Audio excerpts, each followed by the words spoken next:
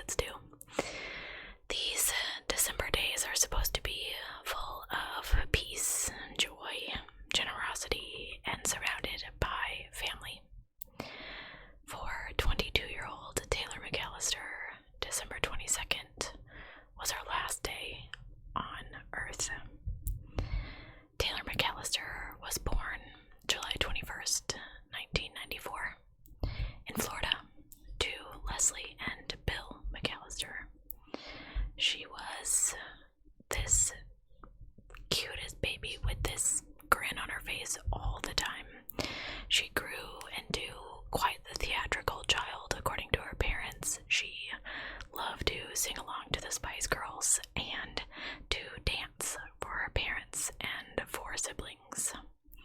She spent a few years in Tennessee as a child, but spent the majority of her life in Florida, where she attended Tarpon Springs schools.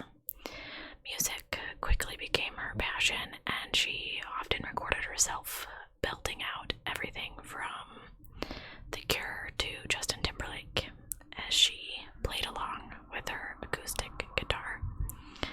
And now these videos of this girl singing are all that her family has left. Her parents say that Taylor's death changed each and every one of them, and the pain that they feel is more that they can fathom. Taylor's body was found in one of the most horrific ways that I've reported here on my channel. She was found in an alley in St. Petersburg 3 days before Christmas by a man who was looking for cans to recycle. She had on a t-shirt, and that was it. Her legs had been splayed open, and she was beaten, bruised, and she had actually been run over by whoever had left her there. She had been bitten by bugs, and the scene on the inside of Taylor was just as confusing as the outside. Her mouth had cuts and bruises and abrasions all over the inside of it, which I thought was completely odd. I don't really have a theory for that, but the medical examiner later claimed that Taylor had one of the worst case of what's called petechiae that he had ever come across in his career. Now, petechiae are the blood vessels that burst. These were in her eyes, and so her eyes were all red from this. Now, I do have a theory about that, but we'll talk about it in a minute. Taylor's death was deemed a homicide, and the medical examiner determined that she had been strangled to death, which explains the petechiae. No one has been charged with Taylor's murder, but wait. Her parents have said they learned just how bad the judicial system is. Absolutely no justice was served. So, Taylor really struggled with an opioid addiction, and it started when she was 18. She stopped when she got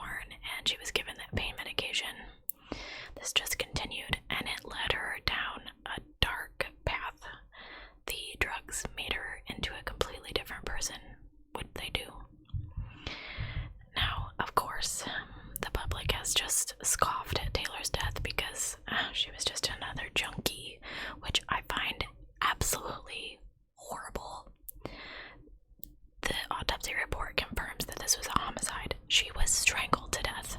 What difference does it make what kind of lifestyle she was living at the time? Whether she was addicted to pills or whatever, she was still murdered. She didn't overdose. Anyway, I could go on and on about this topic. Her addiction did not define her. Leslie and Bill state Taylor was truly one of a kind. Anyone that met her fell in love with her because of her personality. They said that she could just make you laugh like crazy. And it's astonishing to me the terrible things that people choose to say about people they don't even know. Taylor struggled, but she also loved her daughters more than anything in the world. And she was the type of girl that cried when she opened up her birthday cards because she was so excited to read them and happy that people cared. So I sympathize. She was also described as having a talent for doing impressions, which I would love to hear. I wish there were more videos. Taylor was also well known for her hugs. She spent hours with her sisters doing their hair and makeup, and as much as Bill and Leslie tried to intervene, the drugs took over. Addiction does not pick people. That was the one quote from this whole thing from her parents that really stood out to me. It doesn't pick people. It can affect anyone, from someone who has a lot of money to someone who doesn't have any money at all. It doesn't pick you. It just takes you over. So Taylor's struggling, and after a time she meets this guy. He's a much older guy. She's in her 20s and he's in his 50s, and he has a pretty lengthy criminal history. Some of those charges include aggravated assault, and he has several charges for drugs. This guy's name is Robert Butler III, and he's got connections. He's the heir to a powerful flooring company called Bob's Carpet and Flooring. So his dad's got money to get him out of all of his scrapes. The relationship between Taylor and Robert was, from what I could see, more of an arrangement. She moved in with him, and they essentially started what I could only describe as a sugar daddy arrangement. She did things for him, and he gave her pills and money. I'm gonna leave you with your imagination for that one. Her parents have shared in the Facebook page that they run about Taylor's murder that she was living in his residence the night that she was murdered, and she was introduced to him by someone that she knew, and he became obsessed with her. He took advantage of her addiction. He supplied her with drugs and money and clothes, and he had her move in with him, and he became extremely controlling. The very last time that anyone remembers seeing Taylor alive, she was at Robert's house in Palm Harbor, and then she was in the alleyway. Now, this is where things stop adding up and start to get really confusing. Shortly before Taylor's murder, two men named Deontay Baker and Garan Archer came to get Taylor from Robert's house. Supposedly, okay, there are several versions of this story, and I don't know which one is true, but supposedly Robert called and she was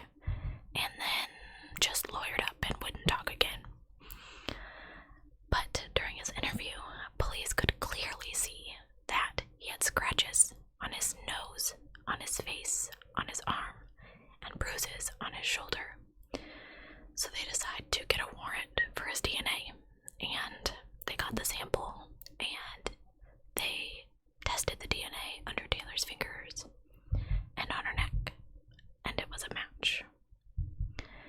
Now, given all the different stories and accounts, it's really difficult to know what the truth actually is. It's hard to know where Taylor actually died. Was it at Robert's house on the mattress that they threw out? Was it in the alleyway? Was it in the truck? In the end, Deontay, Robert, and Karan were all charged with failure to report a death. Robert and Deontay were also charged with money laundering, which was not related, but came to light as investigators looked into her death. Taylor's parents were furious with the fact that these men were only charged with failure to report a death instead of Taylor's murder, but authorities are saying they don't have enough hard evidence to just go after anyone for killing her. Even though Taylor had Robert's DNA on her neck and fingernails, it's not enough to say that he's her killer. To charge somebody with murder, I have to have evidence that the person committed the murder, said Chief Assistant State Attorney Bruce Bartlett to the Tampa Bay Times. There's a lot of suspicion, a lot of finger pointing, and I've got to be able to prove beyond a reasonable doubt that to a jury down the road. Taylor's death is now classified as a cold case, and Crime Stoppers is offering a reward of up to $3,000 for information on her case. There's no question to me that Taylor was beaten and murdered based on the injuries that she had, and her parents say she was not the type to back down in a fight if she was attacked. Leslie and Bill have made it their mission to find out what really happened to Taylor. Like I said before, they utilize Facebook and they dedicate each day to revealing information about the people involved and the circumstances surrounding their daughter's death. They post snippets of the autopsy report in conjunction with audio and video statements given to the police. Every single day they fight for their daughter and their twin granddaughters, who refer to Taylor as their angel mommy. Bill and Leslie say nothing will ever be the same without her. There's no healing or moving on or accepting that she's in a better place. Time will not make it better. Losing a child is a feeling you cannot explain. Everything is a constant reminder of her. Anywhere you go or whatever you're doing, there's a memory attached to it. Taylor's younger sister KJ remembers waiting for their parents to fall asleep and then sneaking downstairs to eat snacks and watch movies with her sister until 2 in the morning. They would hold each other so tight because they were so freaked out, and then they would end up running back upstairs, scared to death. Their younger sister, Peyton, cherishes memories of the three of them playing games and creating silly videos and watching SpongeBob for hours. Taylor and her best friend, a woman named Mitza, I hope I'm saying that right, they met when they both attended Tarpon Middle School and call themselves the Meatballs, which I think is so cute. They shared countless inside jokes and enjoyed playing flag football. My heart breaks that her life was cut too short, Mitza expresses. We lost a daughter, a sister, a mother, and a best friend. I love you. I will never replace the irreplaceable. Family and friends cling to these precious memories as they continue to fight for justice for Taylor. When her parents were asked what they would say to her, their response was this: we would tell her how much we love her and miss her, how her death has impacted so many people that are now fighting for justice for her, and then we would beg her for forgiveness and tell her how sorry we were for not being there that night. It doesn't matter the circumstances or if we were aware of what's going on, because as parents, you know your job is to protect your children no matter what. Regardless of their age or situation, you know that your responsibility in life is to protect them, and we have a tremendous amount of guilt for that. They watch her videos all the time with her daughters, and her daughters love and miss her. We would tell her how our lives will never be the same and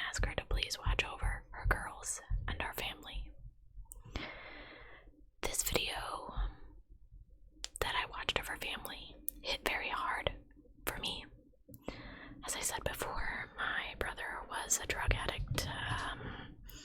Many of you know that he passed away on September 10th of last year. Very close to that anniversary. He did not die of an overdose.